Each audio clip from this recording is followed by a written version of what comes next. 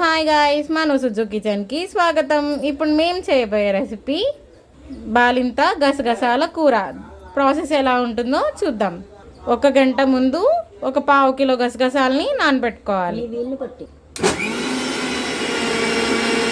గసగసాలని నానబెట్టుకున్న తర్వాత ఇలా దోశ బ్యాటర్ లాగా మిక్స్ చేసుకోవాలి. స్టవ్ ఆన్ చేసుకొని కడాయి పెట్టుకోవాలి.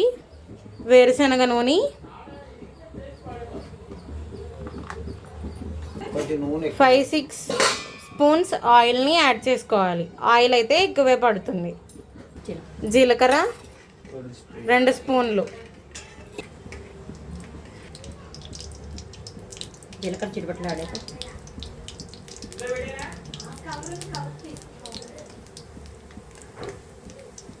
జీలకర్ర అయితే ఇప్పుడు బాగా ఫ్రై అవుతుంది. ఇప్పుడు ఎండుమిర్చిని యాడ్ చేసుకోవాలి. ఎండుమిరపకాయ జీలకర్ర వేగాక 100 గ్రాములు వెల్లుల్లిపాయలు పొట్టు తీసుకొని ఫ్రై చేసుకోవాలి.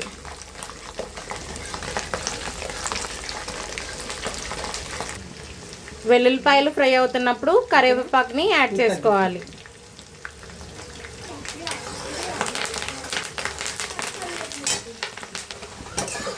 వెల్లుల్లిపాయలు బ్రౌన్ కలర్ వచ్చేంత వరకు ఫ్రై చేసుకోవాలి. ఇప్పుడు కట్ చేసి పెట్టుకున్న ఆనియన్స్ని యాడ్ చేసుకోవాలి. యాడ్ చేసుకొని ఫ్రై చేసుకోవాలి. 4 ఉల్లిపాయలు ఇవి ఫ్రై అవుతున్నప్పుడు 1 స్పూన్ పసుపు,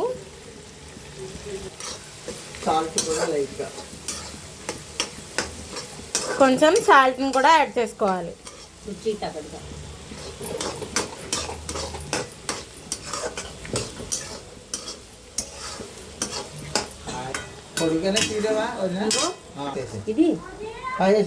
పచ్చిమిర్చి కొంచెం వేసి ఫ్రై చేసుకోవాలి.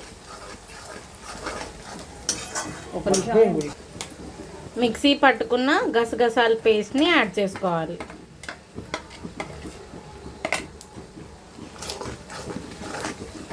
మంచిగా మిక్స్ చేసుకోవాలి. 1/2 గ్లాస్ వాటర్ని యాడ్ చేసుకొని మంచిగా మిక్స్ చేసుకొని కర్రీలో వేసుకోవాలి. ఇంకా పారపోసే కొద్దినా ఇందులో ఇంకా నీళ్ళు వేద్దాం, మళ్ళీ వేస్తాం కదా.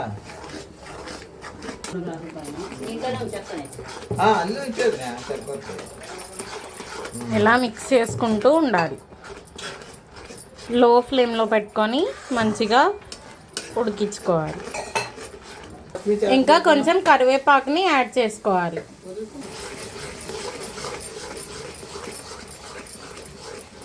కొంచెం మళ్ళీ ఉప్పుని యాడ్ చేసుకోవాలి. ఇప్పుడు నిన్న ఎక్కడో ఎల్లుల్లిపాయ పర్లేదు కదా, పర్లేదు, కరిగిపోవాలి. కరిగిపోవాలి. ఎల్లుల్లిపాయ కూరనే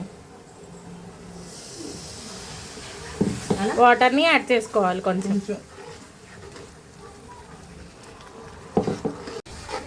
తెలుతుందా నూనె? తెలుతుంది.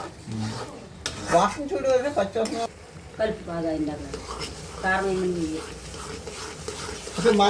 తగినంత కారం యాడ్ చేసుకోవాలి. ఇది మసాలా కారం.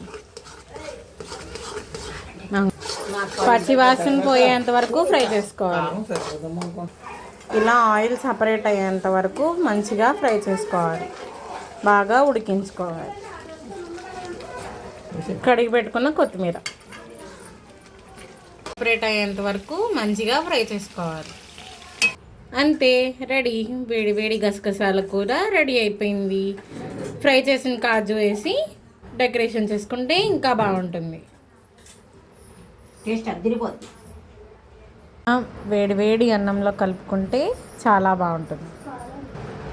గోరుముద్దలు